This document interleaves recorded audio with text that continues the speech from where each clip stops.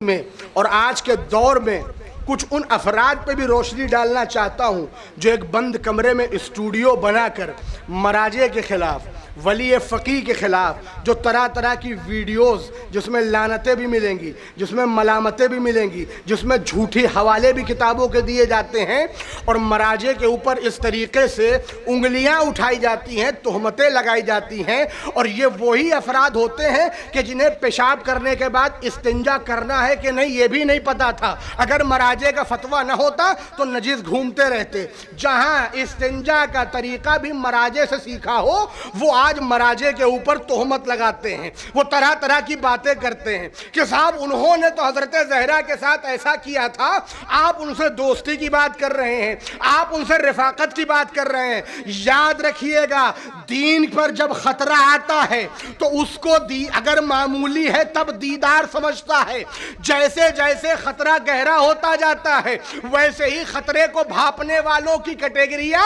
بدلا کرتی ہیں۔ اب سمجھ میں آیا، امام خمینی رحمت اللہ علیہ کے زمانے میں بھی یہی فرقہ واریت کی جب ہوا دی گئی تو امام خمینی نے کیا جملہ کہا تھا؟ ارے تم نماز ہاتھ کھول کے پڑھنا ہے یا باندھ کے پڑھنا ہے، اسی میں الجھے ہوئے ہو، دشمن تمہارے ہاتھ ہی کاٹ دینا چاہتا ہے۔ تم ہاتھ کھول کے پڑھنا ہے یا باندھ کے، اسی میں پھنسے ہوئے ہو، دشمن تمہارے ہاتھ کاٹ دینا چاہتا ہے۔ یہی وہ افراد جو اسٹوڈیو میں بیٹھ کے کلپیں بناتے ہیں، آج ان کی دین یہ ہے جو لعن و طعن کرتے ہیں۔ بہت سارے عالم اسلام کے وہ مسلمان جو اس فرش عزا پہ آ کے بیٹھتے تھے، انہوں نے فرش عزا کو ترک کر دیا، مقصد حسینی سے دور ہو گئے، جبکہ نہیں معلوم اسی مرجع تقلید آیت اللہ سید سیستانی نے اسی عراق کے اندر جب سیدہ زینب کے روضے پہ وقت آیا تھا، پھر فرقہ واریت کو جب ہوا دی گئی، کیا جملہ کہا تھا؟ اہل سنت ہمارے بھائی ہی نہیں بلکہ ہماری جان ہے۔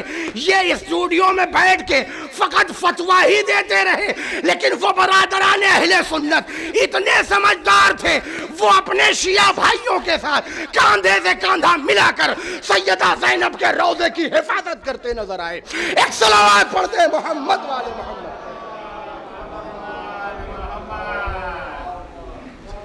یہ مراجع 40 50 60 سال کی ریاضت کے بعد انہیں پروردگار وہ ملکہ وہ صلاحیت عطا کرتا ہے کہ جس کے بعد وہ کتاب قرآن اور نہ جانے سینکڑوں حدیثوں کی کتابوں کی روشنی میں گھنٹوں کئی دن مطالعہ کرتے ہیں، اجتہاد کرتے ہیں، پھر جا کے کوئی فتویٰ اور نتیجہ دیتے ہیں۔ اور یہ یہاں بیٹھ کر اسٹوڈیو میں لندن اور امریکہ کی کمائی پر پھلنے اور پھولنے والے یہ مراجع پہ انگلی اٹھاتے ہیں۔ اسی لیے عزیزوں، دین پر جب خطرہ ہوتا ہے